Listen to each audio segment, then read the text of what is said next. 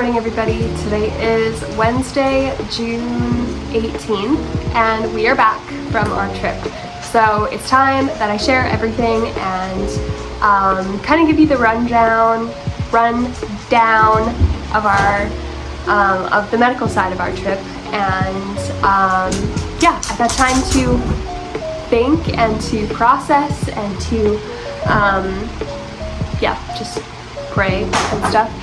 I'm sorry, Lucy's a little bit excited because we've been keeping a little secret.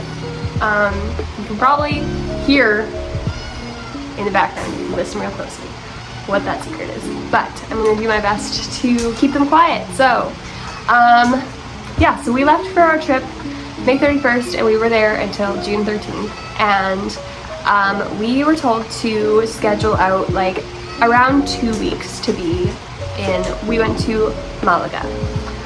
So we scheduled out 2 weeks to be there because we had our consult. Back up. Okay, so we flew out May 31st. We got to Malaga June 1st. And then we had 1 day to just settle in and relax and get used to the time change and everything. And then June 3rd, we met with the doctor. So I had a consult with him, and the reason why I wanted to go see him is because he does a Doppler ultrasound right there in office, and he's also like very good with compressions. Like, he has 10 years of experience under his belt, and he dedicates so much of his time and his effort towards people who have compressions, and so that's why I wanted to see him. There was a little bit of a language barrier, so there was sometimes like areas where we didn't completely understand each other, but we made the best of it, and it worked out. And so I had my consult. We just talked about my history, talked through my symptoms and things that I was experiencing, and right away he was like, it sounds like mouse. And so then he got me to go over to his Doppler ultrasound machine, and literally as soon as he put down the probe, he was like, whoa, you have very obvious mouse. And so I was like shocked by that, because my Canadian doctors have been telling me that I don't have mouse and that there's no way that I can have mouse because it's so rare. And Matt and I too were able to see the screen. Like, he was able to show us what he was doing while he was doing it.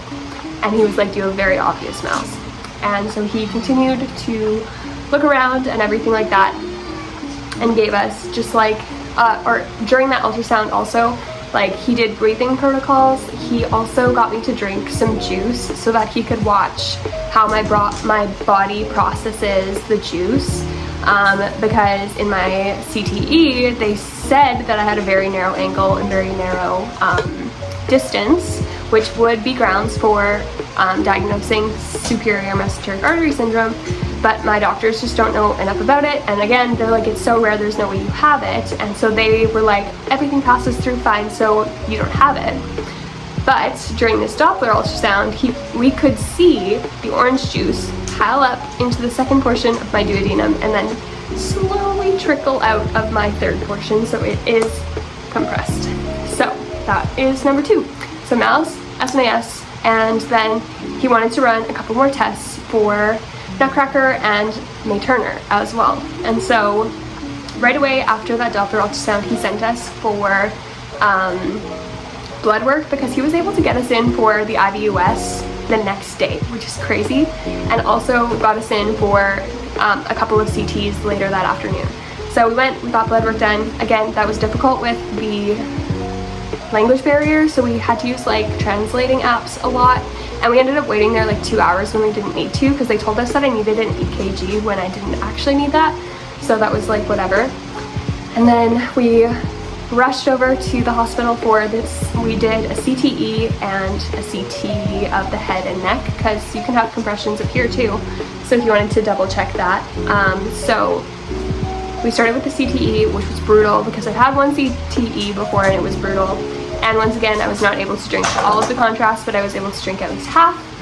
And again, it did show distension and compression of the duodenum as well in there. And so that was confirmed. We were going to do a barium swallow as well the following day. So the following day comes, I had an IVUS. So an IVUS is an intravascular ultrasound. So it's like this wire that they send through your vein in your arm, and it goes through and they check compressions. It has a camera on the end, and they're able to like tell how compressed things are. And so that's more for like the compressions that affect different veins. And so I thought I was going to be asleep for it, and I had asked them multiple times if I was going to be asleep for it, and they said yes. And then I was very shocked to find out that I was not put to sleep for it. So I was completely awake. Getting the catheter put into my arm was excruciating, and yeah, whatever. And so they ran the test, and honestly you couldn't really feel it after they were like pushing the wire through and everything. You could feel some slight tugging and stuff, and it felt a little bit weird when it went through my heart, but other than that you couldn't feel it. And so the doctor was there in that procedure. He was videoing all of the results and everything, and he would come over and talk to me during the thing to make sure I was okay and just explain what they were doing and everything. And after that test, again, he was able to confirm the diagnosis of nutcracker and May Turner as well. So on this test, they were able to see that my renal vein is almost 100% compressed. So instead of blood flowing into my kidney like it's supposed to, it is traveling up my spinal column and going in between my vertebrae in my spine. So that's not good. And then again with so May Turner is a compression of the iliac vein, and again that one is almost 100% compressed, and it's only allowing a trickle of blood through. So that is 4 compressions that I have been diagnosed with, and those were the ones going into this that we just had a feeling that those were the ones that we would end up leaving with, or at least we thought we would end up leaving with a couple of those. On my Canadian CTs, whenever I would look at them, I could see all 4 of those, and I'm not a doctor, but for some reason my doctors here in Canada believed that all of those were normal. So the following day after my IVUS, back up. So I had the venogram, and then I was feeling really nauseous after that, and like dizzy and really weak. And so we decided to just cancel the barium swallow, because this doctor was like, I have everything that I need. I do not need a barium swallow to confirm that you have these compressions. And so I'm like, great, then let's not do it. So the following day we met with him again, and he went over all of the tests that we had done, and just gave us all of our images and the reports and everything. And yeah, so that confirmed that I had MALS, SMAS, Nutcracker, and May Turner.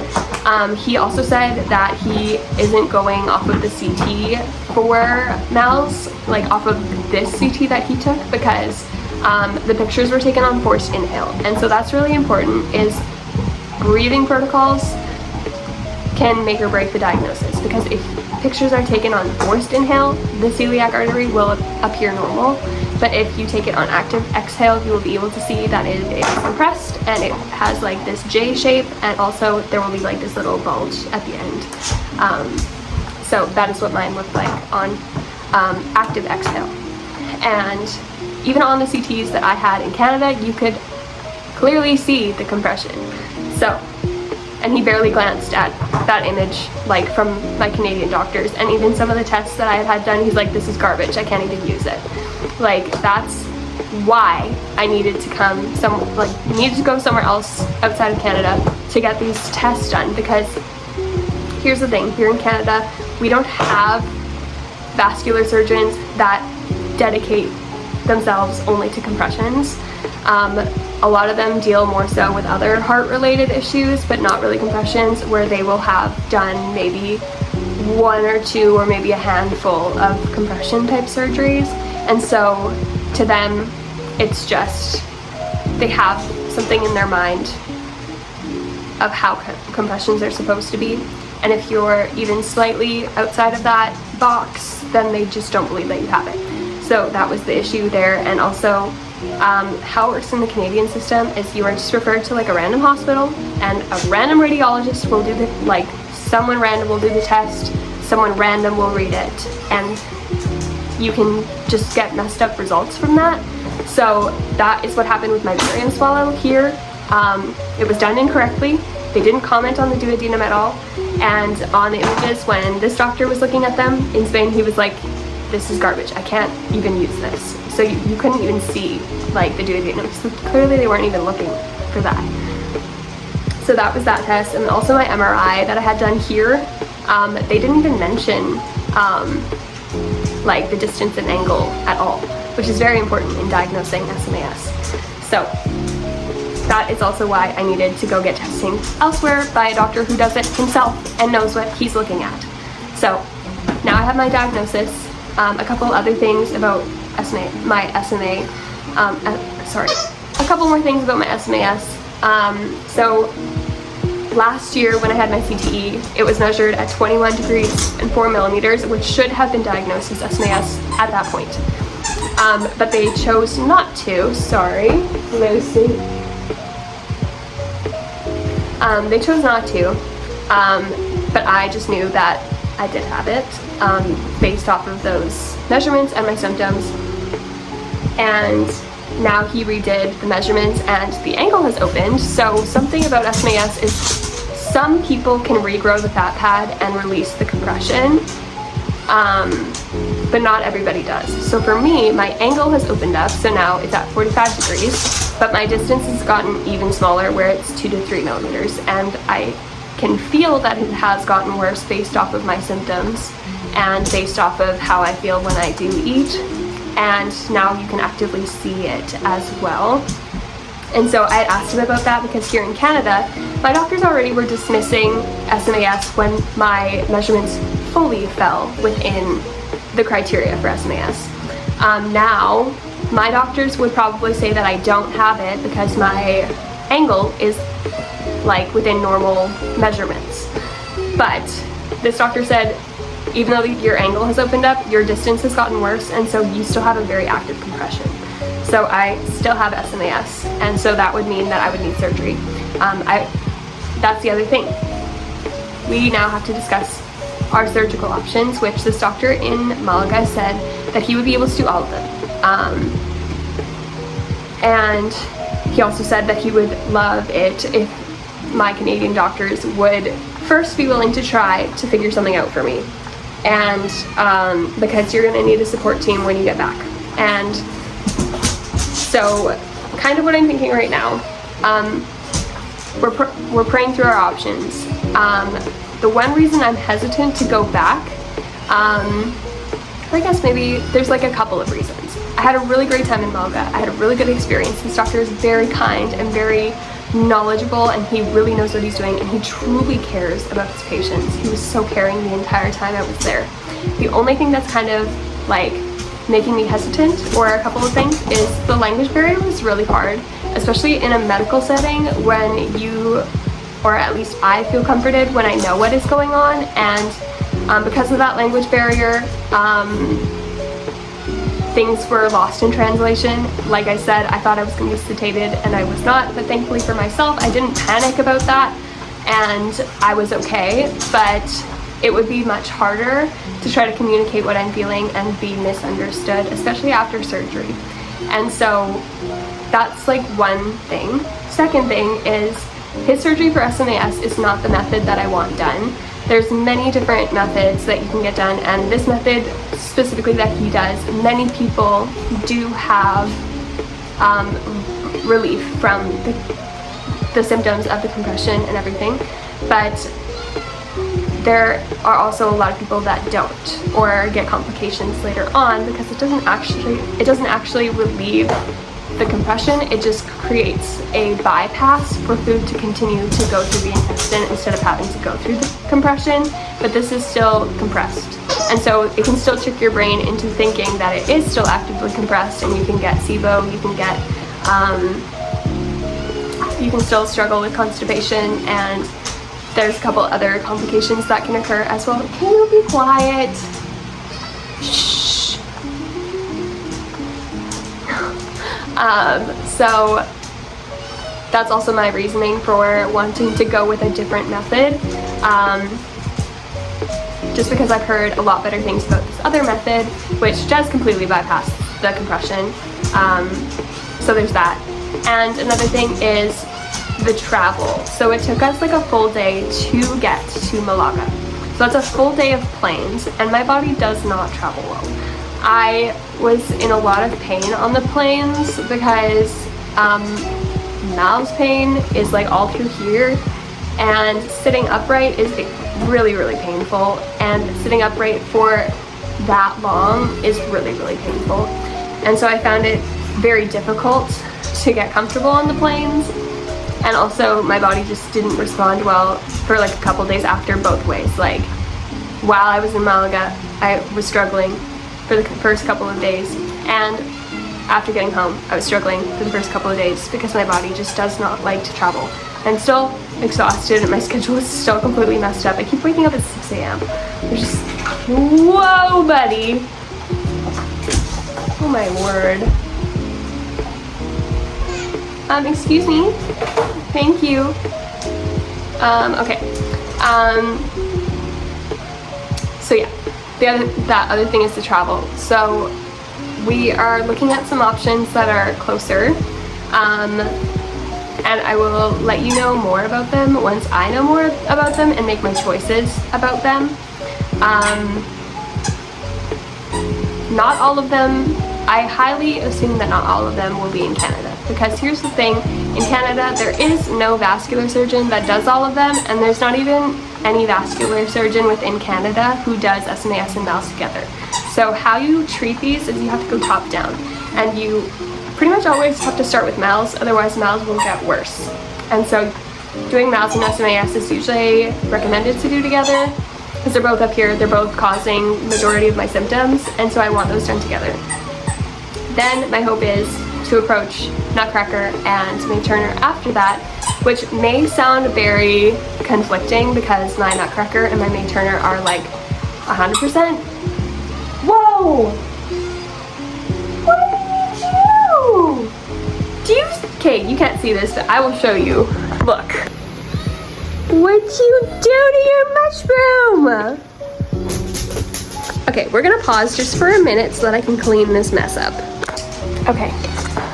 I've cleaned up the exploded mushroom that was everywhere. So what I was saying is it might sound very contradictory to start with MALS and SMAS, especially when my Nutcracker and my May Turner are like almost 100% closed. But the issue is that MALS and SMAS, there's fluff like all over my face now. MALS and SMAS do need to be treated first. And for myself, my MALS and SMAS cause me more pain than the Nutcracker and May Turner at this point anyways. I probably do feel, or I know that I do feel pain from both of the other compressions as well, but MALS and SMAS are the ones that are preventing me from eating. And so to treat those first might be able to give me some freedom with being able to eat orally and especially drink orally. I'm having to increase my IV fluids because I just don't tolerate liquids by mouth. Or food. So, I mean, the food thing is taken care of through my tube, but the liquids part is, I'm not getting enough liquids. And so, and yes, we tried putting them through my tube, and I just don't tolerate them. So, there's that. So, it's a lot to think about, pray about. What are the next steps right now? Next steps right now are to talk to my doctors here in Canada. So that's also why I was being pretty secretive at the beginning, because I didn't want any of, like, I don't think any of my doctors would see my YouTube channel, but in the event that they would, I didn't want to give away too many details because I've had really bad experiences with my doctors finding out that I have gone to see or have second opinions from non-Canadian doctors, and some of them are very against it, and I didn't want to feel that guilt of going out of the country when they would be so upset with me, whereas this is one of those situations where you ask forgiveness after instead of asking permission, because I know that I need this, and I'm willing to do whatever it takes to be able to help my body, even if they don't completely agree. So the next steps are to talk to my doctors, to show them the tests, show them the reports and everything. And hopefully I can get them on my side and they're willing to help me at least, but we'll see. So that's something that you guys can be praying about, is how my doctors respond to this news that I have about having compressions, going outside of the country for it, and needing to get surgery for these. Just pray that they are receptive of it and willing to do something for me, and that I won't have to wait long, because I have a life that I want to live. I don't want to be stuck this way forever, and if surgery can help me, then I want to have that done. So that's all I'm sharing for right now. Do you want to hear the little loudmouth that has been spouting off this entire video? Because I'll show you. Hi, little loudmouth. Come here, you little crackhead.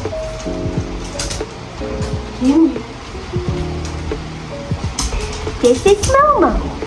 Say hi, Momo. Say hi. This is Momo. He's our kitten. He's a little crazy boy. We have been nursing him back to health from a respiratory infection, so we have taken him, and we've known for like a while that we would be adopting him, but this is, you've got a crusty bum.